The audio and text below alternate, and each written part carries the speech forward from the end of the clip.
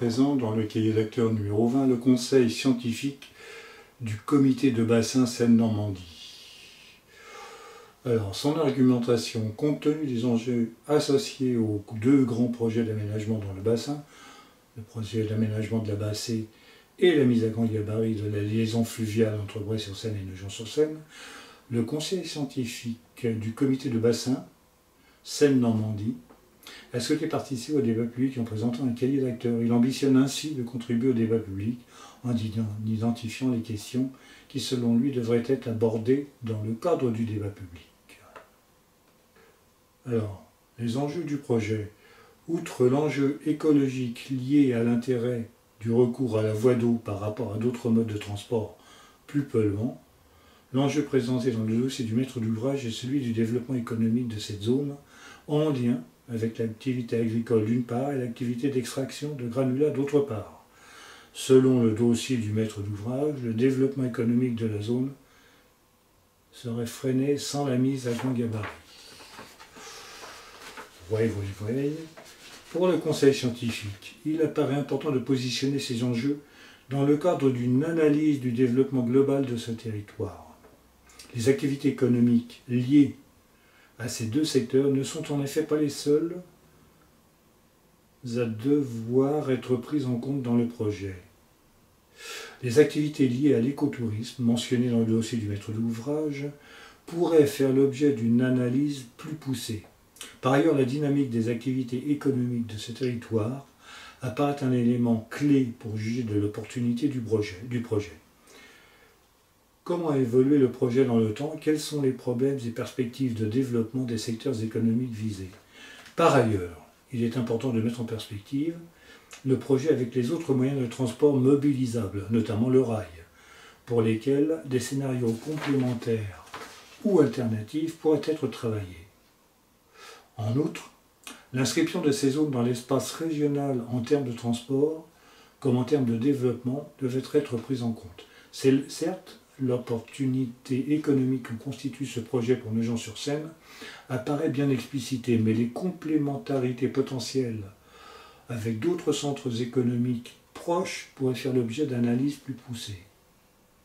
Enfin, l'augmentation potentielle de la demande du transport fluvial apparaît reposer sur des hypothèses et des quantifications qui méritent d'être mieux questionnées. Globalement, il apparaît au Conseil scientifique que le débat public devrait conduire à mettre en perspective le projet présenté au regard de l'ensemble des modes de développement de ce territoire et de l'ensemble des alternatives au transport de marchandises. L'inscription territoriale du projet de développement à l'échelle de la région pourrait ainsi être mieux comprise. Enfin, et plus généralement, la question de la gouvernance des projets se pose et mériterait d'être explicitée. Y aura-t-il une instance de supervision et de mise en cohérence des deux projets? Comment seront prises les décisions relatives à la mise en priorité des usages de l'eau en cas de besoin contradictoire ou en situation d'urgence? Comment seront associées les diverses parties prenantes à cette gouvernance? Si l'on constate une volonté de traiter les deux projets de manière conjointe dans le cadre du débat public, dans les dossiers des maîtres d'ouvrage, en revanche, ils apparaissent très déconnectés, l'important sur la partie amont et l'autre sur la partie aval. Les impacts du projet et leur prise en compte. Impacts économiques. Le conseil scientifique note que les scénarios présentés apparaissent un peu caricaturaux. Les scénarios peu ambitieux ont un faible taux de rendement interne, mais un coût environnemental et hydraulique non nul, et les scénarios les plus ambitieux posent soit des problèmes techniques, soit ont des coûts environnementaux, financiers et hydrauliques trop importants par rapport aux bénéfices. Aussi, le scénario médian paraît s'imposer naturellement. Il présente un bon TRI, c'est-à-dire taux de rendement interne, pour un coût raisonnable. Il apparaît comme un scénario pragmatique parce qu'il était déjà préparé dans les aménagements précédents, quasi pour les matériaux de construction de la centrale de Nogent-sur-Seine, les fameux casiers CEDA. Donc il parle du scénario, en fait il parle là du scénario numéro 3 qui est retenu, qui paraît être un intermédiaire acceptable à leurs yeux. Ne constitue-t-il pas, de ce fait, un scénario prédécidé, issu de projets mis en place dès les années 70? La mise au gabarit 2500 tonnes change-t-elle vraiment la donne par rapport au désenclavement de la région de Nogent-sur-Seine? Enfin, la question du financement du projet reste encore en suspens. Qui supportera le coût de ce projet? Quelle sera la participation des bénéficiaires potentiels? Le projet évoque bien sûr un péage pour le transport de marchandises, mais sans ordre de grandeur en termes de financement attendu. Les impacts environnementaux, il y a quelques petites lignes quand même, c'est pas énorme. Ces impacts sont estimés, alors les impacts environnementaux, ces impacts sont estimés au regard des émissions évitées de CO2 liées au transport routier. Mais la production de CO2 liée à la mise en place du projet n'est pas prise en compte.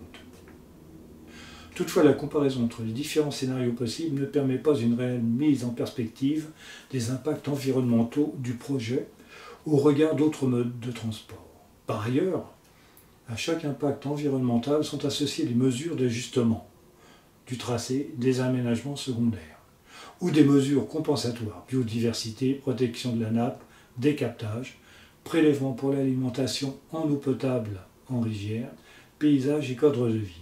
Pour le conseil scientifique, le bilan global du projet en termes d'environnement reste donc encore à préciser. Ce qui pourrait expliquer cette dernière déclaration cette enquête d'utilité publique qui est prévue pour 2025 et dont on n'entend pas parler. Ceci expliquerait cela. Plus précisément, la question des impacts environnementaux sur la zone humide, très sensible à de faibles variations de la hauteur d'eau, se pose directement. Les résultats des simulations parlent d'un impact hydraulique de quelques centimètres, ce qui est fondamental dans le fonctionnement ou le non-fonctionnement de la zone humide. Les incertitudes sur les résultats des modélisations sont-elles suffisamment étayées pour que l'on puisse réellement se baser sur les premières simulations effectuées? Comment la complexité des interactions eau superficielle, nappe, lit mineur, lit majeur, annexes hydrauliques, a-t-elle été modélisée et calée? De même, les berges jouent un rôle écologique primordial et leur traitement dans les projets présentés n'est pas précisé.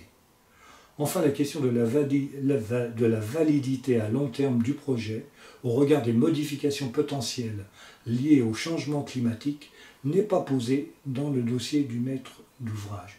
Donc voilà, ça fait quand même pas mal de points à soulever qui doivent être mis en cause, qui doivent au moins être étudiés, réexaminés, et avec de nouveaux rapports.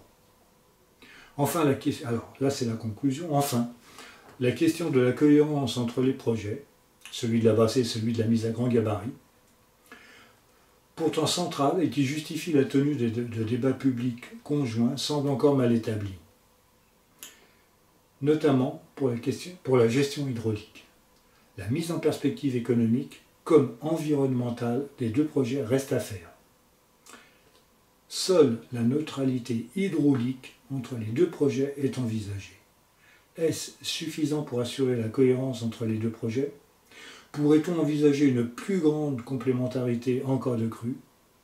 De même, la question d'un réaménagement de la partie aval du Grand Canal pour limiter son impact hydraulique sur la dynamique des crues et pour limiter l'impact écologique sur le fonctionnement de la zone humide, point qui n'est pas mentionné dans le dossier du maître d'ouvrage, reste posée. Alors je répète, la dernière est importante. De même, la question d'un réaménagement de la partie aval du Grand Canal pour limiter son impact hydraulique sur la dynamique des crues et pour limiter l'impact écologique sur le fonctionnement de la zone humide reste posée. Point qui n'est pas mentionné dans le dossier du maître d'ouvrage. Voilà, ça veut dire qu'il reste malgré tout des zones d'ombre. Et ces zones d'ombre, maintenant, il faut les remettre au grand jour, il faut les étudier. Bon, le territoire du Bas-Sémontois, le territoire du Bas-Sémontois, si on comprend sa position, lui, comme je l'ai dit en préambule, de territoire servant, il veut devenir territoire servi et récupérer des compensations et des retombées pour l'attractivité, pour son attractivité, autant sur le plan peut-être industriel, certainement, et touristique et environnemental. Bon, alors, je vous dis directement sa conclusion. Il ressort donc de ce cahier d'acteurs que les maires des communes concernées, les présidents des communautés de communes et les conseillers généraux de la Bassée et du Montois sont favorables au projet de mise à grand gabarit de la liaison fluviale entre le barrage de la Grande Bosse, Bray-sur-Seine et Nogent-sur-Seine. Ce projet, nécessaire au développement du transport fluvial, doit impérativement prendre en compte l'implantation et la réalisation du port de Jaulnes, Choyaux, important pour le développement de l'économie du territoire basset-montois. Alors en fait, pour faire simple, il faut penser à la zone industrielle de Choyaux qui est à la sortie de Bray-sur-Seine en direction de Jaulnes et qui est proche de la Seine. Et effectivement, le projet consisterait à aménager la Seine, le port autonome de Paris, déjà existant, mais le prolonger jusqu'à ce niveau pour pouvoir écouler les marchandises transformées sur place, le chanvre béton, des matériaux de ce genre, et de les transborder directement via la Seine. Voilà. À l'époque, je crois que c'était l'une des dernières réunions, le maire de l'époque de Bray-sur-Seine suggérait à VNF d'entreprendre tout de suite des travaux entre Bray-sur-Seine, au moins entre le barrage de la Grande Bosse et Bray-sur-Seine, pour que ces aménagements soient créés le plus rapidement possible. Bon, a priori, ça ne s'est pas fait. Mais voilà quelle était la position de Bray-sur-Seine à l'époque, en pensant aux retombées économiques et au développement industriel de sa zone de Choyaux. Voilà. Alors, Fédération de Seine, bon, la pêche, la Fédération de pêche et du milieu aquatique. Oula, qu'est-ce qu'ils nous disent? La Fédération a pleinement conscience que la mise en œuvre apportera un préjudice environnemental, piscicole et halieutique considérable pour l'ensemble du secteur de la Bassée. Organisation chargée de la gestion globale de la pêche associative dans le département, elle est aussi agréée au titre de la protection de l'environnement en Seine-et-Marne. Elle se doit de manifester son attachement à une qualité de l'ensemble des milieux aquatiques et humides de la Bassée et se montrer solidaire des organisations environnementales chargées de la gestion et de la mise en valeur de ces milieux remarquables et précieux pour tous. Alors en conclusion, la Fédération de Seine-et-Marne pour la pêche et la protection du milieu aquatique ne peut que se prononcer en opposition avec ce projet au titre de l'ensemble des préjudices qu'il apportera. La démonstration de son impérieuse nécessité économique n'est pas faite. Il est fait appel à une solution du passé pour un trafic qui pourrait se satisfaire du seul remodelage du canal de Beaulieu à Nogent pour permettre le passage des péniches de 1000 tonnes. Voilà, eux de 650 tonnes, ils accepteraient de passer à 1000 tonnes. Je ne sais pas si l'impact économique recherché correspondrait à ce qui est attendu, effectivement. Enfin voilà, eux aussi ils sont contre, mais ça fait pas beaucoup de gens qui sont contre quand même. Alors la CGT, la CGT, elle va les retomber pour les emplois. Alors qu'est-ce qu'elle dit en conclusion? Le projet de mise à grand gabarit de la Seine entre Bray-sur-Seine et Nogent-sur-Seine ne saurait être bénéfique que s'il est accompagné de projets de développement d'emplois, notamment industriels, concrets. Mais l'environnement, ça, c'est un autre problème, c'est une autre histoire.